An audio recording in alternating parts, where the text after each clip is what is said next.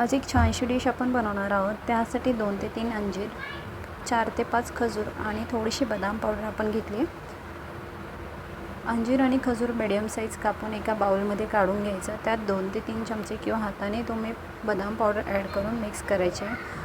त्यानंतर 1 वाटी रवा घ्यायचा आहे। गॅसची फ्लेम ऑन करून पॅन गरम करून अर्धा ग्लास पाणी ओतायचं आणि चवीनुसार तुम्ही याच्यामध्ये गूळ ॲड करू शकता किंवा साखरही ॲड करू शकतात।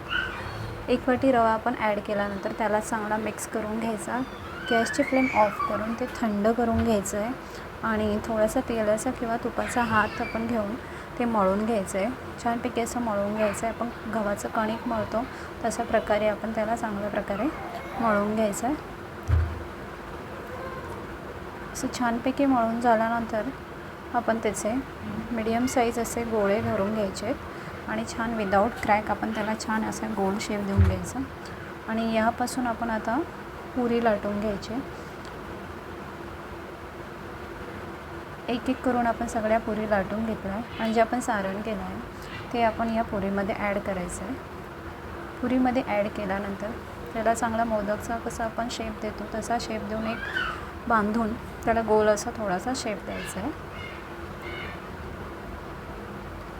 अशाच प्रकारे सगळे आपण पुरी लाटून नंतर शेप देऊन घ्यायचे आहे। गॅसची फ्लेम ऑन करून त्यावर आप्पे पात्र ठेवायचं आहे। त्याच्यात तेल टाकून ते गरम झाल्यावर त्याच्यामध्ये आपण जे गोळे बनवले आहेत ते शिजण्यासाठी किंवा थोडंसं फ्राय होण्यासाठी ठेवून द्यायचं आहे।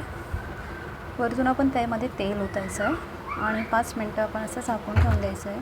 5 मिनटानंतर झाकून उघडून बघायचं आहे तर तुम्ही बघू शकता छान असं एका साईडने गोल्डन ब्राऊन शिजले आहेत। त्याला फ्लिप करायचं आहे आणि पुन्हा दुसऱ्या बाजूने भरून घ्यायचं आहे।